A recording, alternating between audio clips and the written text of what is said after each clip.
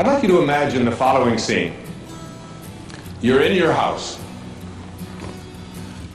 You've got your car keys in your hand. The lights go out. Power failure.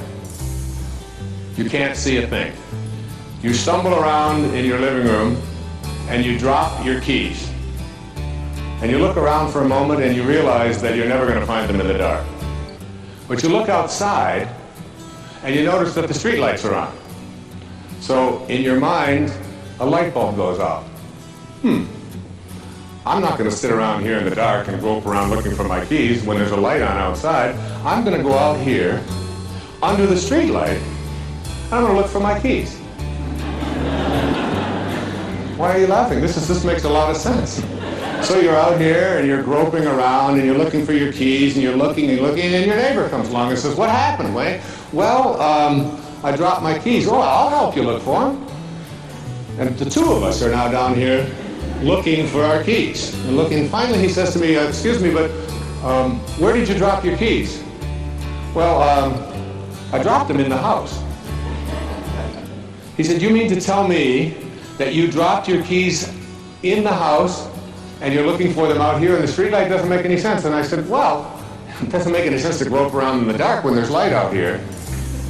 Now you laugh and you think how silly that is, but isn't that exactly what we do when we have a problem, a difficulty, a struggle that is located inside, and we're looking for the solution outside, someplace outside of ourselves? It would be like going to the doctor and telling him all of your symptoms, and the doctor says, "Oh boy, you've got a lot of symptoms." And he starts writing out prescriptions. You need a prescription for this symptom, you need a prescription for that symptom, and finally he gets this 4 or 5, and you go to walk out, and you say, "Well, I'd like my prescriptions." He said, no, I'll give this one to your mother-in-law, and I'll give this one to your neighbor, and I'll give this one to your daughter, and I'll give this one to your father." I mean, you're the one with the struggles and with the difficulties, and expecting somebody else to change or something outside of you to get better in order for you to make your life work at this level that I'm calling intention is something you have to really take a hard look at. It's in here. We have to see, the question isn't whether I'm connected to this field of intention. The question is, how ready am I to keep that connecting link absolutely corrosion-free? I used to ask the question many years ago, from studying philosophy and teaching it for many years, who am I? Who am I? I'm pretty much at peace with that now. I really think that who I am is a piece of the divine source, disguised as an author and a father and a writer and someone who delivers these kinds of talks and so on. It's all a disguise. I remember when someone asked Mother Teresa, "What do you do every day in the streets of Calcutta?" She had a wonderful, profound answer. She said, "Every day I see Jesus Christ in all of his distressing disguises. I see the unfolding of Source, the unfolding of God, the unfolding of Spirit in all that I encounter. And I see it in myself as well. And I see that and know that." That's not the question that bugged me the most. The one that puzzled me the most is, where did I come from? Where did I come from? You ever ask yourself that question? I used to ponder that. I could remember I lived in a series of foster homes for a while when I was a young boy, until I was about 9. And I would lay out in Mount Clemens, Michigan, I would lay out on the grass, and I would look up, and I'd see these endless stars. There was an apple orchard out there. And I could just lie there on my back, and I'd just look up, and I'd say, where did I come from? Where did I come from?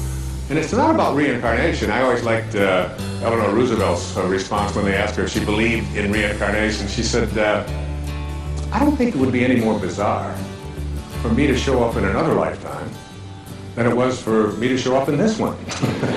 It always kind of made sense to me. It's hard to figure all of this out. But where did I come from? Where did I come from? So you ask yourself this perplexing question, where did I come from? And most of us, when we think about that question, we come up with an answer. And the answer is, as hard as it is for us to even imagine, our parents did it. It's a tough one. So what I'd like to do just for a few seconds here is to go back to take the microscopic dot that is your beginnings, in which there's a future pole that is created, every face and every body and everything in here, and everyone out there watching today, in that one instant miraculous moment, everything that you needed for this physical journey was in there. Too hard to comprehend, you just accept it. So now we take the dot, and we look at the dot and we say, let's find the origin of the dot that began me. And you put it under a microscope, and you turn up the magnification, and what you see as you turn up this magnification is you see molecules. And inside of those molecules are mostly particles, and these particles are all flitting about, and there's mostly just empty spaces in there. And you take one of these particles out, and we call them atoms. And you put this atom looking for your source, looking for where you began, and you put it under another atomic microscope, turn up the magnification even stronger, and what do you discover as you turn up the magnification? You discover that it's just more empty spaces and more particles with new names. Protons, electrons, neutrons, protons, whatever you want to call them, right? We memorized them in junior high school, right? So you take one of these electrons, and you're just looking for your source. Where did I come from? You turn up the magnification on this electron microscope, and what do you see? More spaces and more particles, all flitting about, a dance, this huge dance. And you take one of those and you turn up the magnification, and what you have are new particles with new names called quarks. We're now looking at quantum physics, the study of the behavior of matter at the tiniest, tiniest, tiniest levels. And we're just looking for our source. So finally we take one of those quarks, and these quarks are really weird. My friend Deepak Chopra has often said to me, Wayne, he said, quantum physics is not only stranger than you think it is, it's stranger than you can think. Because you take a tiny little subatomic particle and observe it, and the fact is that the nature of your observing changes what you're observing. If you look at it in a certain way, it becomes one thing. If you turn away, it becomes something else. It's truly a scientific fact that when you change the way you look at things, the things you look at change. And now you take this tiny little subatomic particle, and you take it and you put it in a particle accelerator, and you rev up the speed of these things and collide them at 250,000 miles per hour. You collide them, you open up the particle accelerator looking for your source, and guess what's in there? Nothing. No thing. That the dot that began you originated from a field of energy that has no boundaries, no beginnings, no ends. It's infinite. It's an infinite potential. And the question that I have for you is, if you can get this, that you didn't begin with that particle, because particles themselves do not create more particles. St. Paul put it this way in the New Testament, that which is seen hath not come from that which doth appear. They talked a little strange in those days, right? What that means is that everything that we see in the material world doesn't originate in the material world. It's the spirit that gives life. The flesh counts for nothing. I am the source of all material and spiritual worlds. Everything emanates from me. That's what it sounds like. Everything emanates from me. So that means you. And that's why the words, with God all things are possible, means that when you find in your heart a way to reconnect to this, and remember what I talked about in those opening quotes, that this field of intention is a field that is only corroded because we take on something that separates us from the source. And that is called the ego. And the ego is really nothing more than an idea that we carry around. It's the source of virtually all of our problems. The only difficulty is you can't check into a hospital. Like if you got an appendix problem, you check in, get an appendectomy. There's no place that I know of that gives egoectomies. It would be nice, but it doesn't work that way. So that what you want to do is figure out a way to get rid of this idea that who I am is separate from this.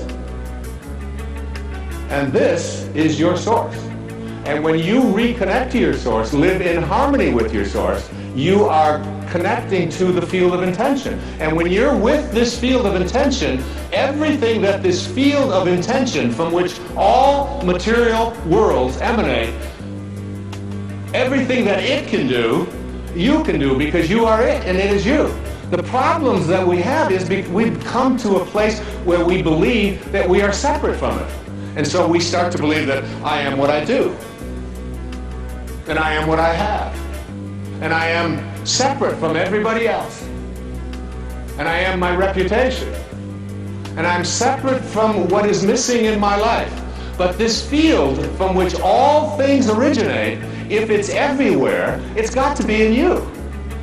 And if it's everywhere and it has to be in you, it has to also be in everything that you perceive to be missing from your life. It has to be in that too, because there's no place that it's not. And if there's no place that it's not, you literally are already connected to everything that you would like to attract into your life. What keeps you from doing it is your belief that you're separate from your source. We want to reconnect to this source.